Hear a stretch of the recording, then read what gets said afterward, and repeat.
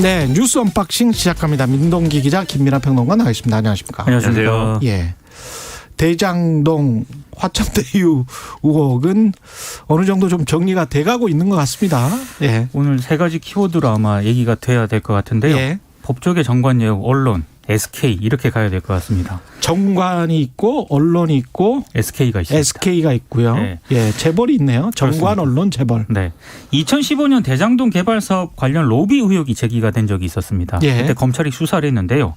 당시 피고인하고 피고인이었던 변호인 그리고 수사 책임자가 화천대유와 이 관계사인 천화동인 사업에 관여하거나 자문에 응했던 것으로 확인이 됐습니다. 이게 오늘 동아일보가 보도를 했고요. 동아일보는 오늘 관련자들의 이름을 모두 실명으로 보도를 했습니다. 예, 천화동인 4호의 소유주인 남욱 변호사 있지 않습니까? 예, 이 남욱 변호사가 당시 피고인이었는데 이 피고인이었는데 남욱 변호사가 이 공영개발인 대장동 사업을 민영개발로 바꿔달라는 청탁과 함께 8억 3천만 원을 받은 혐의로 2015년에 수원지검 특수부에서 구속 기소를 하거든요. 아, 예, 남욱 변호사를. 예. 근데 당시 수사를 이끌었던 수원지검장이 강찬우 전 검사장입니다. 예. 근데 강찬우 전 검사장이 나중에 화천대유 자문 변호사로 가게 되고요. 아, 기소를 이끌었던 그렇습니다. 검사가 나중에 화천대유 자문 변호사로 이 사람 나중에 검사장까지 하죠. 그렇습니다. 예. 그리고 당시 피고인이 남욱 변호사였잖아요. 예. 검찰 수사하고 1심 재판 과정에서 변호인으로 활동했던 분이 있거든요. 예. 그러니까 박영수 전 특별검사와 조현성 변호사인데 아하. 조현성 변호사는 천화동이 6호 소유주가 되고요. 되고. 박영수 전 특별검사는 이 화천대유 고문으로 활동을 하게 됩니다. 나중에 이 남욱 변호사는 1, 2심에서 모두 무죄 판결을 받아서 무죄가 확정이 되는데요. 예. 정리를 하면은 당시 피고인이었던 남욱 변호사와 그 변호를 맡았던 박영수 전 특검 그리고 검찰 측 강 전 검사장이 모두 이 화천대유와 천화동인에 참여했다는 그런 얘기입니다. 고문으로? 그렇습니다. 아, 사건을 맡았던 공무원과 변호사들이 또는 피고인이 됐던 변호사까지 포함해서 네. 그걸 수사했던 검사까지 포함해서 그러니까 검사 공무원이죠. 그렇습니다. 예. 공무원들이 이거 돈 되네 이 땅. 예, 이렇게 해서 고문으로 들어갔다는 아름다운 이야기군요. 이게 뭐 제가 예. 우스개를 하자면 예. 그런 말이 있습니다. 죄는 미워하되 사람은 미워하지 말라. 그래서 이 재판과 수사 과정에서 죄만 미워했나 봐요. 죄만 미워하고 네, 사람과 돈은 사랑한 게 아닌가 이런 생각이 땅은 드는데. 사랑하시고. 근데 네. 제가 뭐 우스개를 했지만 이게 엄밀히 말하면 이해충돌 여지가 그렇죠. 상당히 있는 거 아닙니까? 그렇기 때문에 이거 자체가 이제 대단히 황당한 일이고 결국 이제 얘기를 좀 이 타임라인으로 정리해 보자면 이런 얘기인 거죠. 이 남욱 변호사라는 사람이 그 이전에 이 대장동 개발, 이 LH가 하다가 공영에서 민영으로 바뀌는 과정에서 엎어지는 이 개발에 관여했던 사람이고 그걸로 인해서 검찰이 수사를 받게 되다 보니까 예. 뭐 무죄가 났지만 내가 다시 한번 뭔가 이 개발 사업에 뭔가 이제 개입을 해가지고 크게 한번 해보겠다 이런 마음을 다시 한번 먹었을 때에는 예. 과거의 실패를 되풀이하지 말았어야 되는 거죠. 그래서 바로 이 변호사라든가 전관들을 다 이렇게 모아가지고 같이 이익을 도모해보자. 이렇게 해서 일종의 보험을 들은 거 아니냐. 이런 그걸 상상을 다 해볼 수 있는. 모은 사람은 결국 언론인이잖아요. 그렇습니다. 김만배 씨라는 언론인. 머니투데이 출신인데 근데 현직 이게 참 희한해요. 현직 기자로 편집 부국장까지 하면서 최근에 사표를 낸 거잖아요. 네. 머니투데이에 계속 재직을 하면서 이 시행업을 했다는 이야기 아닙니까? 그러니까 강찬우 전 검사장이 예. 동아일보 기자와 통화를 하는데요. 자기는 남욱 변호사는 잘 모른다 개인적으로. 예. 다만 그 머니투데이 출신 김만배 씨가 법조 출입 기자를 오래 하지 않았습니까? 예.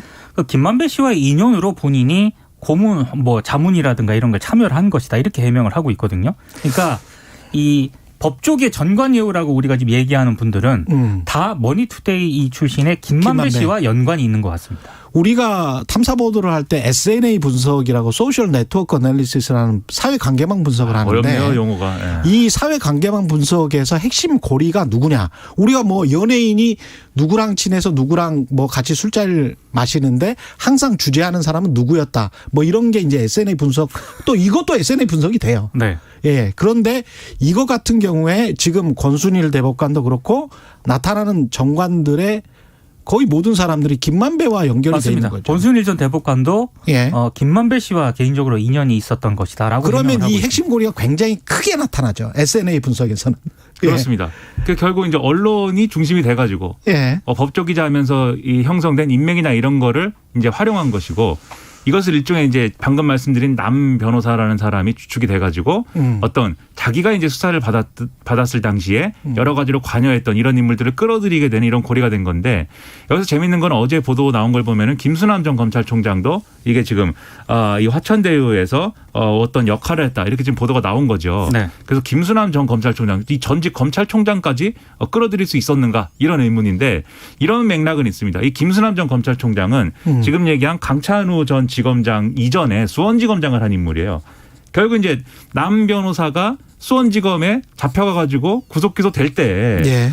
그때 연관된 이 사람들을 다 끌어들인 거죠. 그러니까. 그렇죠. 그러니까 이런데 사실 언론인이 이런 역할을 했다는 거에 대해서 상당한 부끄러움을 느껴야 될 것 같고 이게 언론인이 본업이 아니었던 거 아닌가라는 생각까지 듭니다. 아니 근데 상식적으로 우리가 의심해봐야 될 거는 KBS에서 만약 제가 시행사 사실상 대표를 하면서 이런 짓을 하고 다니는데 KBS 감사실에서 몰랐을까요? 그리고 몰랐다면 문제가 있는 거지. 그렇죠. 몰랐다면 이거는 KBS 같으면 겸직 신고를 분명히 해야 될 것 같고 그리고 이게 겸직 신고를 받아줄 수가 없어요. KBS는 공사 아닙니까? 예. 아니 이게 아무리 주식회사라고 하더라도 그래서 제가 말씀드린 건 뭐냐면 언론들도 김만배 씨만 주목할 게 아니고 머니투데이는 몰랐나? 그러니까 머니투데이는 모르고 그러면 뒷배가 대준 게 과연 김만배라는 그 법조팀장 출신의 편집부국장 머니투데이 편집부국장 그 달랑 그 명함 하나 가지고 이 모든 일을 꾸몄던 것인가? 현직 기자가 아니었다면 전직이었다면 이게 가능했을까? 상당한 의문이죠. 네. 상당히 의문입니다. 그러니까 전직이었다면 저는 불가능했을 것 같아요. 몰랐어도 문제고요. 예. 만약에 지금 최경영 기자께서 말씀하신 대로 알고 있었는데 어떤 모종의 뭐 침묵이라든가 그렇죠. 이렇게 관여가 됐다면 그건 더 문제인 거죠. 그리고 만약에 머니투데이가 이 화천 대유 사건과 관련해서 그 관련된 금융이랄지 펀드랄지 시행사 시공사로부터 광고나 협찬을 받았다면 굉장히 큰 이해 충돌이 됩니다. 이건. 그렇죠. 네. 근데 진짜 재밌는 게 예. 남욱 변호사가 피고인이었잖아요, 당시에. 예. 그리고 강찬우 전 검사장이 수사를 했던 이제 검사장이었고. 근데 남욱 변호사랑 김만배 씨와의 관계도 되게 특이합니다. 원래는 대장동 개발 사업을 놓고 두 사람이 경쟁 관계였거든요. 근데 이재명 경기지사가 당시 성남시장이 되고 난 뒤에 이걸 민관 공동 개발으로 추진한다는 계획을 발표하지 않습니까? 그러니까 두 사람이 경쟁을 하고 있다가 갑자기 동업 관계를 맺게 됩니다. 두 사람이. 이게 돈을 이렇게 버는 것인가라는 생각이 들 정도로. 네. 그전에 그 민간 업체들이 누가 이것을 이 사업을 주도할 것이냐를 두고 이제 이 민간 개발이라는 게 그런 측면이 있는 거잖아요. 근데 지금 이제 공영 개발을 한다고 했고 공영 개발 이게 일종의 이제 그 민관 합동으로 개발을 한다고 했고 그 개발 방식에서는 서로가 역할을 나눠 가지고 여기에 들어가서 한다면은 큰 이익을 볼 수가 있다. 이런 점들이 이제 예상이 됐던 거겠죠. 예. 그래서 이제 역할 분담을 한 측면이 있는 것 같고 그리고 애초에 이 개발이 뭐 성공해서 대박이 난다 뭐 이런 것도 있겠지만 초기 자금이라는 게 필요한 거 아닙니까? 그 초기 자금을 어떻게 끌어와서 그렇죠. 할 것이냐. 그렇죠. 여기까지도 사실은 큰 그림이 나름대로 있었던 거 아닌가 이런 의심을 할 수밖에 없는. 거기에서 지금 SK 이름이 나오는 거 아니에요? 그러니까 정관, 언론 그리고 돈이 있어야 되는데 돈이 그렇죠. 재벌 쪽에서 나온 거죠. 그러니까 이 대장동 개발 사업에 참여한 화천대유의 사업 초기 자금을 대여해준 투자 컨설팅 회사가 있습니다. 예. 이게 이제 키넨 파트너스라는 데인데요. 여기에 전현직 임원 5명이 SK그룹과 관련된 사회공헌 및 문화재단에 재직을 했거나 현재 재직 중인 것으로 또 확인이 됐습니다. 전현직 임원 5명이. 그렇습니다. 예. 이 키넨 파트너스는요. 화천대유 사업 초기 400억 원이 넘는 돈을 대출을 하거든요. 근데 이 올해 3월 중간정산으로만 500억 이상의 수익을 거둔 것으로 나타났는데 이 키넨 파트너스가 화천대유에 대출한 400억을 개인인 A씨로부터 빌렸다라고 합니다. 그래서 네. 이 개인인 A씨가 도대체 누구냐 이걸 두고 굉장히 좀 관심이 모아지고 있는데 이 2015년부터 2018년 사이에 키넨 파트너스 대표이사였던 사람이 박모 씨라는 사람인데 이 박모 씨가 2015년부터 2017년까지 행복 FNC 재단 대표를 역시 지냈거든요. 예. 근데 이 행복 FNC 재단이 어떤 곳이냐? SK그룹이 뭐 식문화 향상이라든가 한식 확산 등을 목표로 2012년에 설립한 사회공헌 재단입니다. 예. 그러니까 SK가 굉장히 밀접하게 관련되어 있고요. 그리고 이 박모 씨가 우란문화재단에서 2017년까지 공동대표를 맡거든요. 근데 이 우란문화재단이 어떤 곳이냐. 채태원 SK그룹 회장의 여동생인 최기원 씨가 이사장으로 있는 곳입니다. 그러니까 상당히 좀 SK가 밀접하게 여기에 지금 들어와 있다는 게 어느 정도 확인이 되는 것 같습니다. 이렇게 되면 자금 흐름이 왜 이렇게 원활했고 왜 이렇게 대출이 쉬웠는지 왜 SK증권이 참여를 했는지 뭐 이런 것들이 조금은 풀리는 것 같아요.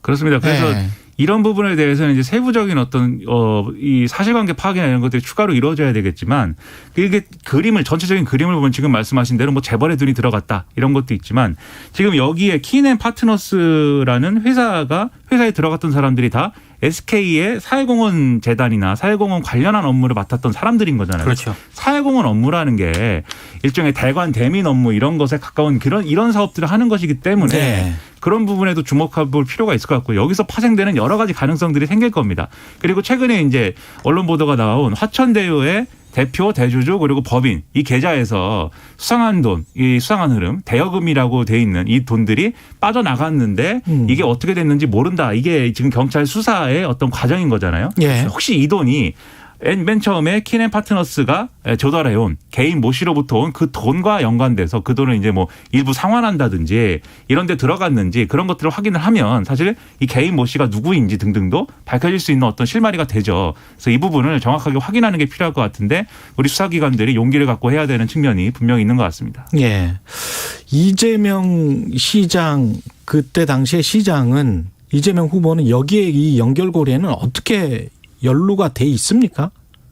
아직까지는 없죠. 이 연결고리에서는 이재명 지사 이름 아직까지는 지금 확인된 건 없고요. 그렇습니다. 이게 그래서 법적인 어떤 문제라든가 뭐 예. 뒷돈을 받았다든가 또는 이제 뭐 특혜를 줬다든가 이렇게 볼 사안은 지금 아니지 않는가라는 어떤 생각이 드는데 다만 이런 문제는 있을 것 같아요. 어떤 시장 재직 중에 이런 일이 이제 일어난 거고 결과적으로 이렇게 된 거잖아요. 예. 그 부분에 대해서 어떤 뭐 지금까지는 이 대장동 개발이 굉장히 잘 된 거고 상당한 이 성남시로서는 상당한 성과를 거둔 것이다라고 얘기해 왔지만 이런 부분에 대해서는 별도의 어떤 입장 표명이나 이런 게 정치적으로는 필요하다. 저는 그런 생각도 좀 드는 게 이런 상황이 됐기 때문에 결국은 대장동 개발이라는 게 누구에게 이익이 간 것이냐의 문제에 대해서는 의문이 생길 수밖에 없는 거잖아요. 유권자들 입장에서는. 그리고 예.